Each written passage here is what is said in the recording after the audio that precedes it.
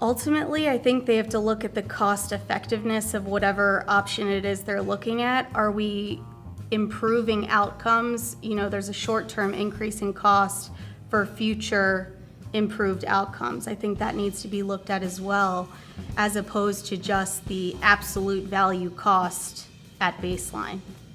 That's true. We saw that with diabetes. For example, when a new medication would come on the market for diabetes, of course it's going to be an expensive medication. But I think we have to look at the societal costs and the long-term costs. So for example, insurance company A doesn't want to cover drug X because it's $300 a month, but that drug will pay off in better blood sugar control 10, 15, 20 years down the road. But by then the patient may be with insurance company B. So insurance company A doesn't want to pay for the medication. And I think the same thing is true with pain. If we need to pay for these therapies so that overall, in the long run, we can decrease the cost of disability and the cost to society as a whole. So I think we all have to embrace this challenge and take it on as equal partners.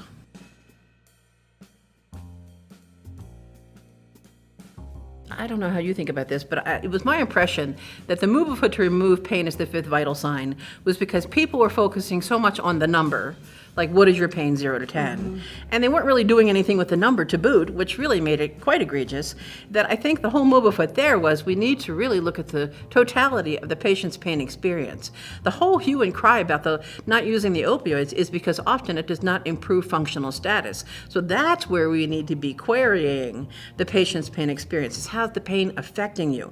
I've long espoused the use of a multidimensional pain assessment tool. I think that's the most important, with the most important being, how does the pain affect you? What does the pain keep you from doing now that you can't do because of this pain? And that's where we need to go with that. Do you agree? I can speak to the focusing on the numbers, just having completed a year of residency this past year in an inpatient setting. The nurses that I had encountered as a part of their requirements had to document the pain scores religiously.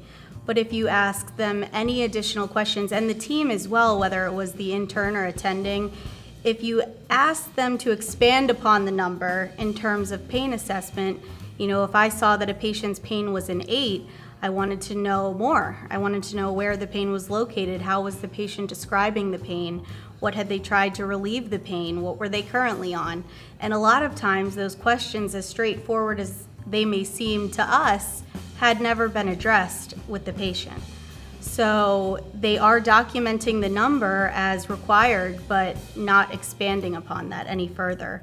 And the same thing with HCAHPS. I think it's good in a sense that it encourages the team to focus on pain, but again, I think they're focusing on using the terminology that patients will get home when filling out the survey to say, oh yeah, they did talk to me about that.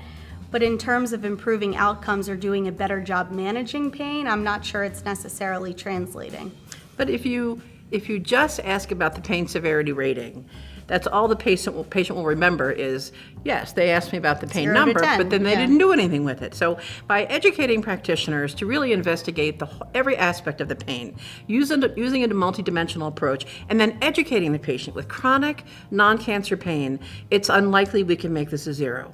So we have to focus our attention on strategies to make it livable so that you can cope with the pain and get done the activities in your life you want to do. And then people, when they take the HCAHPS survey, will remember, yes, we spent a lot of time talking about my pain, and they realigned my expectations that I understand now.